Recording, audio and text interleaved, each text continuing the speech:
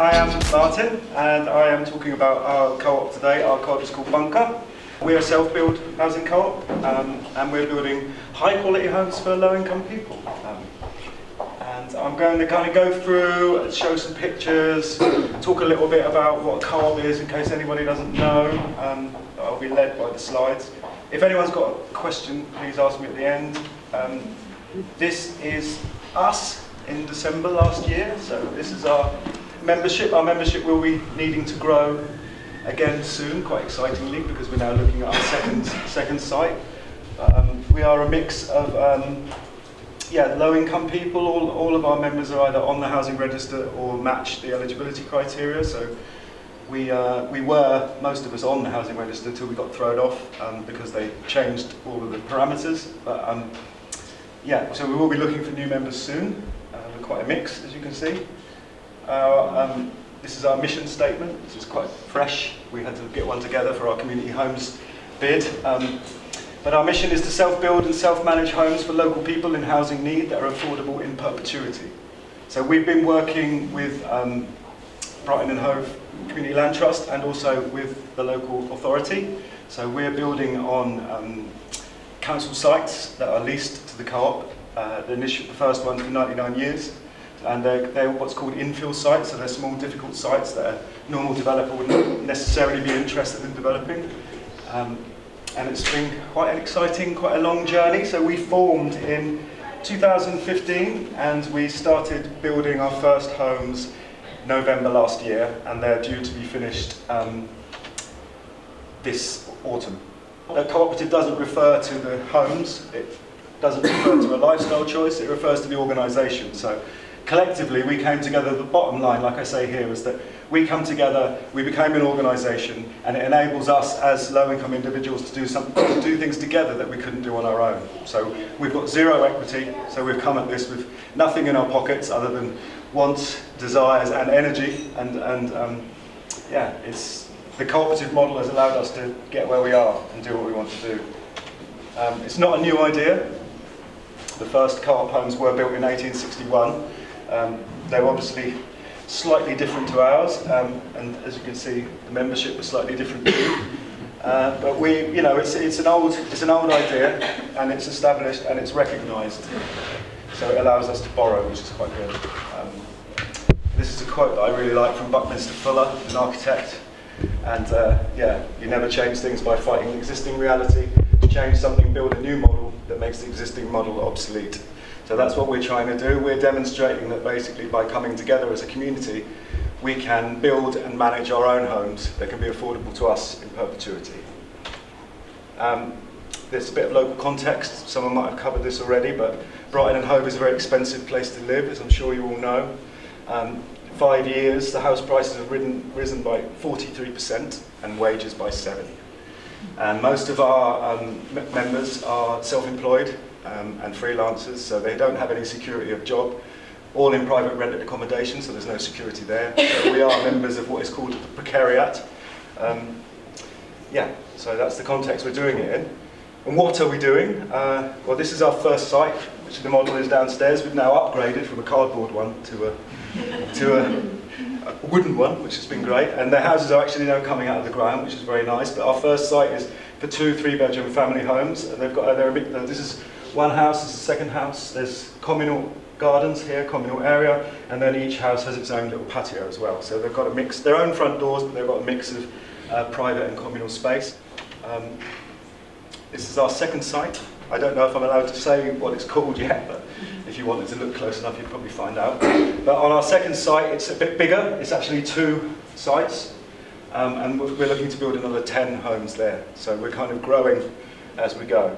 So I'll tell you a little bit of our story then. So this is where it's all grown up. This is what it was like when we first saw the site. It's basically brambles and enormous piles of rubbish. So we went along, we had a poke around, we had a look from the air. Unfortunately, his drone flew away, so it was a bit uncomfortable. And also we had to look under the ground as well. So there's a manhole there, and also we had to do some geological excavation to see what was basically under all this stuff, because it was a garage site. It had hard standing on it, but we didn't know what was underneath that. Luckily, it was chalk, which is great for us. because it's a lot easier to build on than clay, for example. And we've been through a public consultation, and that's us up there doing our public consultation. We've been very involved in the design process with our architects. It's went through many iterations. We did initially get a brief together and went to 3 different architects, and they all came back with really different ideas of how they could use the space and provide us what we were asking for. But we went with the ones we went with, and it's been a real journey actually, and yeah, really exciting. I think we've had various milestones along the way that have been moments of real big celebration, one of which was the signing of the lease, and the site became ours for 99 years. So we didn't have to go to the council anymore and ask for access, and that was a real big moment. Just went and stood there and kind of like, wow, it's ours now. You know, and that took, I think, 3 years of negotiation to get to that. So it's a long, long process. So we didn't leave it all to the contractors. We've been doing what we can as we went along. So we cleared the site, we cut down all the brown walls, and obviously we had to turn over the main site clearance to the actual contractors to do that. There's a lot of concrete to clear to get down to the chalk so we could start building. That's a sample of some of the rubbish that we had to have taken away as well. So it was, and that's Winston, the dog, with his high vis on. He's one of the team. And he's really been a bit of a neighbourhood outreach dog, actually. The neighbours have fallen in love with him, and they sort of chuck bones over the thing. And yeah, so he's helped with that. This was an exciting day. So before the concrete got poured, we went along and put lucky coins in the foundations. It's a bit of an old tradition. My dad told me that we had to do it, otherwise the house wouldn't be lucky. And he also mentioned that we should really have put a cat in there. But I mentioned it to my cat, and he didn't look that happy about it. So I thought we'd just make do with a coin. And we also came across a bunker on the site. But it's a World War II air raid shelter that had been built by the people that had lived in that house adjacent to it previously, and yeah, it's quite a big one, as you can see. You can see that it had been homemade because they'd used an old 1930s bicycle as reinforcement in the concrete. And going to the site through the seasons, we actually have a picture of it in the snow, which was like one day. But it was good, you know, it's been going, so we've got rain, sun, loads of site visits. Every time it changes, every time we go along there's something new happening. We're using cross-laminated timber. I don't know if anyone knows what that is. It's basically a modular building system. It's all wood. It's a very ecological way of building, and it's also quite quick. So the panels are manufactured off-site, and then they're brought on and assembled, and within 2 weeks it goes from being a pile of flat-pack furniture to the superstructure being up. So it's quite a quick way of building. And also means you get to live in a wooden house, which is lovely.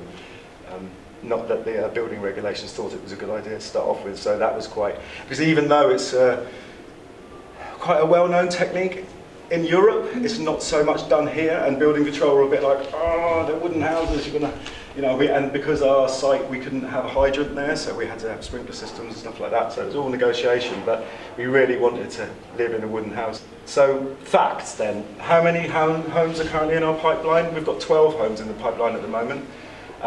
Some of them are depending on planning permission for our second site, but altogether we will have at the end of it 1 4-bedroom, 3 3-bedrooms, 4 2-bedrooms and 2 1-bedrooms. So we will have quite a range of houses, but we should be able to house up to 12 households, so that's 20 adults and 10 children. So we're growing, but that's not it. We don't want to stop there, we want to carry on, and we want to actually build, our dream is to build a block in town actually.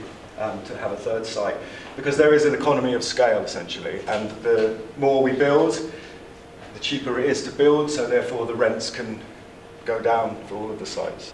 And what are our rents? Our rents are basically based on the local housing allowance, which is this 4-bedroom, 3-bedroom, 2-bedroom, 1-bedroom. That's the starting point. So what we had to do was basically decide what affordability was to us, so we decided that would be our measure, so we won't go above it. We will, like I said, be able to bring it down when we can, but that's basically what it means, is that anyone who lives in our co-op could be, if they needed to be, covered by housing benefit. So how are we paying for it? Well, our first development is funded 80% by a 40-year commercial mortgage, and then we also received a grant from Brighton and Hove Community Land Trust, which was great, to pay some of our pre-development fees. And our second development we're now working on, and we're looking for further investment, but this time there are other grants available to us that we're going for, and these are some of the organisations that we've worked with. Not an easy path. We all need the same things: people, land, money and support. And this is our sort of team, just to show you, we're not doing it on our own. We've got a lot of support from around it, including the Community Land Trust. So that's our stakeholder map. And there's some other things here that have sort of helped us. So this is again our second site we're looking at. This is only came through last night. It's a 3D rendering of what our second development will look like, potentially, depending on planning. But yes, anything we can do, well, if there are any potential investors in the room, then yes, you can come and chat to one of us about it, because we are looking for loan stock investors, and we can explain to you what that is. You can contact us. Like I say, our membership will be coming open again in the future for our new houses, and I'm happy to answer any questions you've got. Turning from a group of people sitting around a kitchen table into an effective organisation has been a long process. And I think you mentioned having to get all your policies straight, things like that. We did have a lot of help with all of those things, but it's not an easy journey, because all of us are working at the same time and trying to do this thing, but we have trained and we have skilled up. So there was that, there was the negotiation side of it. It was a bit fraught at times with various like the lenders, the council, for example. There was one point where we lost our funding, then we had to find new funding. So it's keeping the group together, keep going, negotiations, and being realistic about what we were going to have. So what we did is we essentially had a list of so our brief then turned into architect's designs, and then we costed everything. And it came out at twice as much as we could afford. So then we basically had to go through and prioritise what we wanted and make some sort of realistic decisions about what we could have and what was the most efficient thing to have, for example, with different techs and stuff like that. Thank you. Brighton and Hove Community Land Trust supports groups of people who want to create their own community-led housing projects. Join us at bhclt.org.uk.